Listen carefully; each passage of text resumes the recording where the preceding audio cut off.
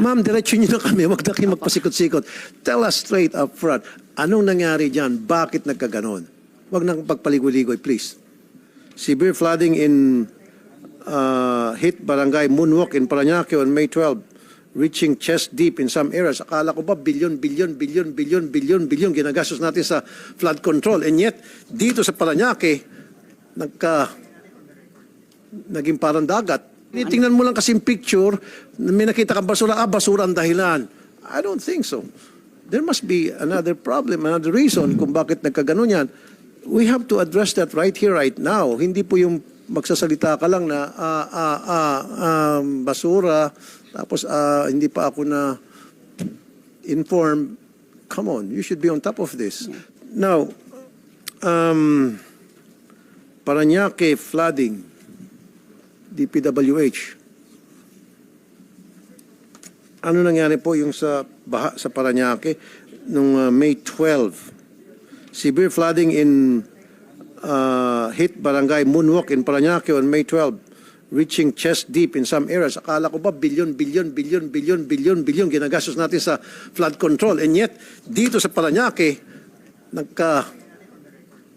naging parang dagat yung isang area doon dahil sa flooding.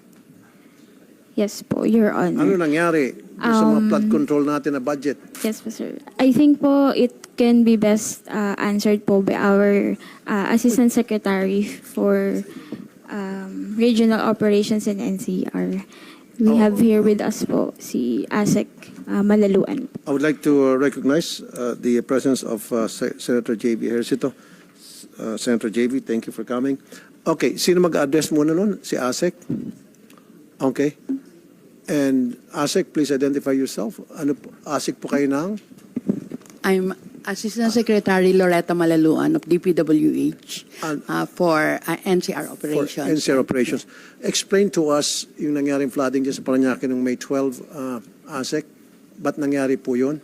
What happened? Sino po may pagkukulang dito? Sir, Mr. Chair, as we can see, ito po yung sa Barangay Moonwalk, Parañaque, sa Multinational Village. And kung makikita po natin, there are isa po sa Ma'am, diretso nyo na kami. Huwag na kayo magpasikot-sikot. Tell us straight up front. Anong nangyari dyan? Bakit nagkaganon? Huwag nang pagpaligoy-ligoy, please. Meron pong nakita tayong mga basura po at mga dito sa ating mga daluyan po ng tubig dito sa ating Parañaque, and we are now addressing po. So you're blaming yung basura.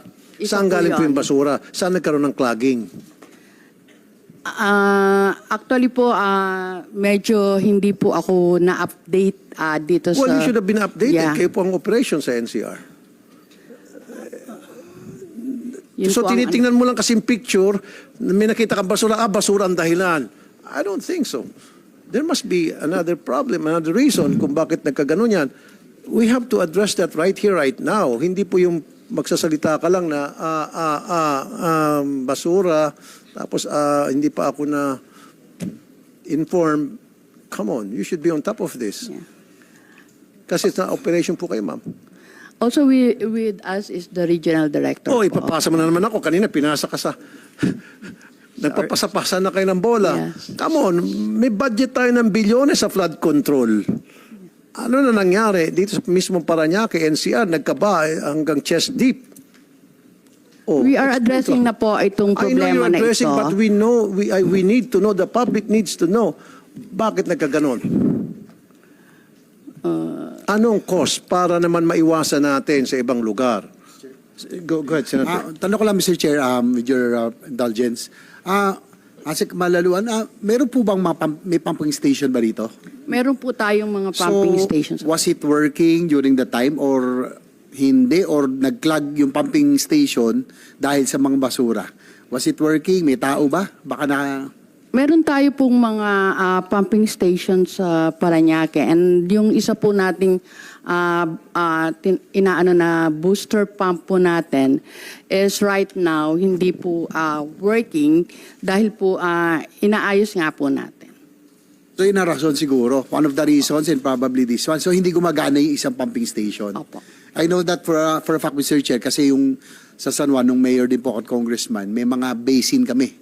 No, we really need pumping stations to be working para mailabas yung tubig. So siguro yung sino bang in charge ito, MMDA, di ba, pag flood control ang nagmaman? Yes po, Am I may correct? mga portions po ng mga pumping stations natin na ang MMDA, but there are certain pumping stations po na still being managed by DPWH and by the LGUs. Siguro para please submit a report to the committee para malaman din ng Mr. Chair kung ano ba nangyari. Was it a pumping station that was not working, or yun nga, ano pong rason? Kung basura nga talaga. Minsan talaga, Mr. Chair, nako, nung naglilinis kami nung mayor ako, minsan magugulat ka. Ang nakukuha namin, katre, nako, ganun kalalaki. So, please submit a report para magkaroon ng idea din ng chair. No? Tsaka yung pumping station, especially during wet season, lalo ngayon, rainy season, kailangan lahat yan working na. Diba? By now, Mr. Chair, dapat lahat ng pumping stations in this area should be working kasi otherwise talagang mag-iimbak ang time to. Thank you, Mr. Chair. Thank you, Senator JV. Meron kang opening statement? Mamaya, Mr. Chair, I just like to clarify some things, no? Kasi meron ho tayong kapapasalamat, kapipirma lamang ni President Marcos, no? Yung pong Motorcycle Crime Prevention Act, no? It's a good thing that the Executive Director is LTO here, Greg Puat, so that we can clarify. Kasi po may mga misinformation na lumabas sa riding community. Yung grupo po nung parehong paborito tayo, Mr. Chair. Hindi ko na sasabihin, baka sumikat pa. Pero they're creating misinformation that yung pong transfer of ownership ay dito lang sa batas na ito. But in actuality, doon pa yan sa Land Transportation Code of 1964. Siguro, Attorney Greg Puwa, can you clarify that ito pong transfer of ownership has been in the other laws, no, that were passed, no, prior to this, itong amendment na kasi ito, no, prior to doble plaka, meron na tama ba, may mga batas na nagsasaad na dapat yung transfer of ownership ay nire-rehistro sa LTO for crime prevention. LTO, Attorney Puo. Good morning po, Mr. Chair. Yes po, tama po kayo, Mr. Chair. Kasama po yung requirement na i-transfer po dapat ang ownership sa atin pong RA 4136 na 1964 pa po. And then we have the old anti-carnapping law, which is a 1972 po. Required din po na i-transfer